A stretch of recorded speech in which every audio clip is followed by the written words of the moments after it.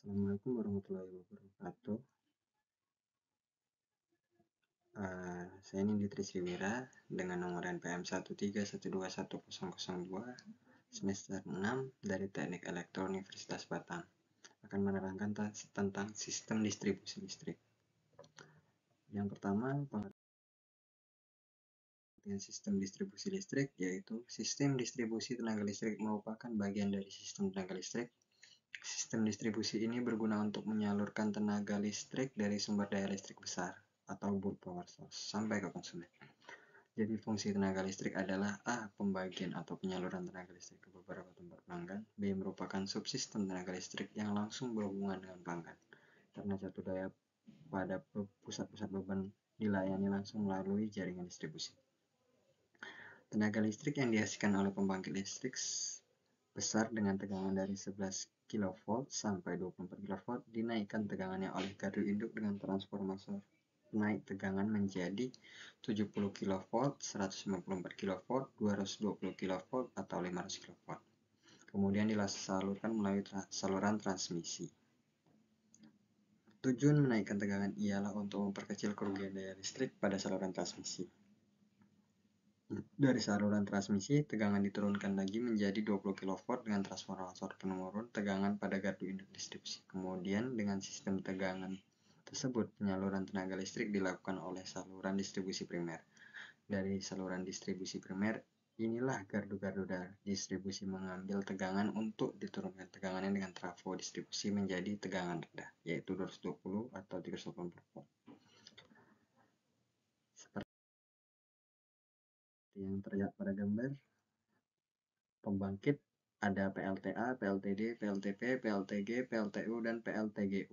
Disalurkan ke gardu trafo step up 20 atau 500 kV, disalurkan melalui menara sutet 500 kV, disalurkan lagi melalui trafo gitet 500 sampai 150 kV ke menara SUTT 100 kV, disalurkan lagi ke trafo GI, ada dibagi dua untuk industri yang 150 kV dan untuk distribusi atau konsumen ke tiang listrik 20 kV untuk bisnis, dan yang dilarikan ke rumah yaitu 220 V. Mengelompokkan jaringan distribusi tenaga listrik untuk kemudahan dan penyederhanaan, lalu diadakan pembagian serta pembatasan sebagai berikut. Daerah 1 bagian pembangkitan generation, daerah 2 bagian penyaluran transmission bertegangan tinggi, daerah 3 bagian distribusi primer bertegangan menengah, daerah 4 di dalam bangunan pada beban atau konsumen instalasi bertegangan rendah.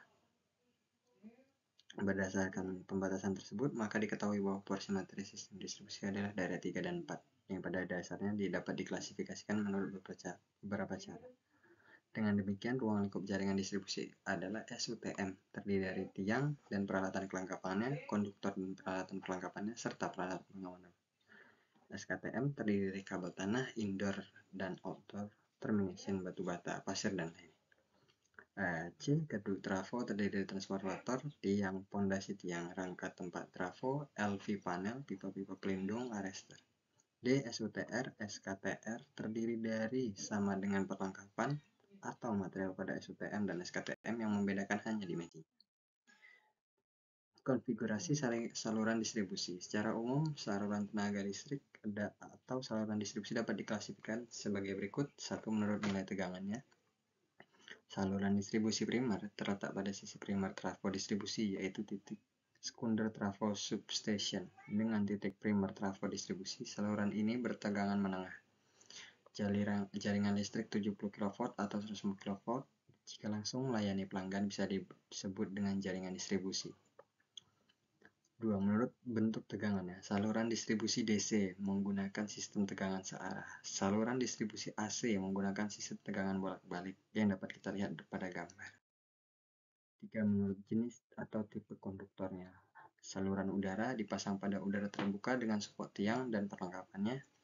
Dibedakan atas saluran kawat udara bila konduktornya telanjang tanpa isolasi pembungkus. 2. Saluran kabel udara bila konduktornya terbungkus isolasi. B. Saluran bawah tanah dipasang di dalam tanah menggunakan kabel tanah, ground cable. 3. Saluran bawah laut dipasang di di dasar laut dengan menggunakan kabel laut submarin. 4. Menurut susunan konfigurasi salurannya. Saluran konfigurasi horizontal, B. Konfigurasi vertikal, C. Konfigurasi delta. 5. Menurut saya susunan rangkaiannya. Sistem saluran primer dan macam-macam jaringan primer. Sistem distribusi primer digunakan untuk menyalurkan tenaga listrik dari gardu induk distribusi ke pusat beban. Sistem ini dapat menggunakan saluran udara, kabel udara, maupun kabel tanah sesuai dengan tingkat keandalan yang diinginkan dan kondisi serta situasi lingkungan. Saluran distribusi ini direntangkan sepanjang daerah yang akan disuplai tenaga listrik sampai ke pusat beban. Terdapat bermacam-macam bentuk rangkaian jaringan distribusi primer. 1. Jaringan distribusi radial. Bila antara titik sumber dan titik bebannya terdapat satu saluran lain, tidak ada alternatif saluran lainnya, bentuk jaringan ini merupakan bentuk dasar, paling sederhana dan paling banyak digunakan. Dinamakan radial karena saluran ini ditarik secara radial dari satu titik merupakan sumber jaringan itu dan kadang-kadang dicabang ke titik-titik beban yang lain. Spesifikasi dari jaringan bentuk radial ini adalah bentuk sederhana plus biaya investasinya lebih murah. Jaringan distribusi radial ini memiliki beberapa bentuk modifikasi antara lain radial tipe pohon, radial dengan tie dan switch pemisah, radial dengan pusat beban, radial dengan phase area. 2. Radial dengan tipe pohon, bentuk ini merupakan paling dasar. 3. Radial dengan tie dan switch pemisah, radial type pusat beban. Jaringan radial phase area, jaringan distribusi ring atau loop.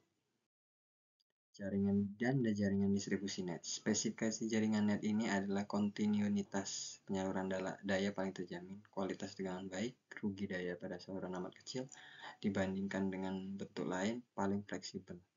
Sebelum pelaksanaannya memerlukan koordinasi perencanaan yang teliti. 5. Memerlukan biaya investasi yang lebih besar. 6. Memerlukan tenaga terampil dalam pengoperasiannya. Jaringan distribusi spindle. Selain bentuk-bentuk pada jaringan distribusi yang telah ada, maka dikembangkan pula bentuk-bentuk modifikasi yang bertujuan meningkatkan keandalan dan kualitas sistem. Salah satu bentuk modifikasi yang populer adalah bentuk spindle yang biasanya terdiri atas maksimum 6 penyulang dalam keadaan dibebani. Saluran radial interkoneksi. Saluran radial interkoneksi yaitu terdiri lebih dari satu saluran radial tunggal yang dilengkapi dengan LBS atau FS sebagai saklar interkoneksi. Pada dasarnya, semua beban ini memerlukan tenaga listrik menuntut kondisi pelana yang terbaik. Tetapi dalam prakteknya, seberapa besar tingkat pelayanan terbaik dapat dipenuhi masih memerlukan beberapa pertimbangan, mengingat beberapa alasan digunakan untuk daerah dengan keberatan beban yang tinggi. 2. Tidak menuntut keandalan yang terlalu tinggi. Sistem pentanahan pada distribusi listrik. Sistem pentanahan pada jaringan distribusi digunakan sebagai pengaman langsung terhadap peralatan dan manusia. Bila terjadinya gangguan tanah atau kebocoran arus akibat kegagalan isolasi dan tegangan lebih pada peralatan jaringan distribusi. Petir dapat menghasilkan arus gangguan dan juga tegangan lebih di mana gangguan tersebut dapat dialirkan ke tanah dengan menggunakan sistem pentanahan. Agar sistem pentanahan dapat bekerja secara efektif harus memenuhi persyaratan sebagai berikut. 1. Membuat jaluran impedansi rendah ke tanah untuk pengamanan personal dan peralatan menggunakan rangkaian yang efektif. 2. Dapat melawan dan menyebarkan gangguan berulang dan arus akibat surja hubung. 3. Menggunakan bahan tahan terhadap korosi terhadap berbagai kondisi kimiawi tanah untuk meyakinkan kontinuitas penampilan sepanjang umur peralatan yang dilindungi. 4. Menggunakan sistem mekanik yang kuat namun mudah dalam pelayanannya. Secara umum, tujuan dari sistem pentanahan dan grounding pengaman adalah sebagai berikut. Mencegah terjadinya perbedaan potensial antara bagian tertentu dari instalasi secara aman. 2. Mengalirkan arus gangguan ke tanah sehingga aman bagi manusia. 3. Mencegah timbul bahaya sentuh tidak langsung yang menyebabkan tegangan kecil. Sekian dari saya. Terima kasih.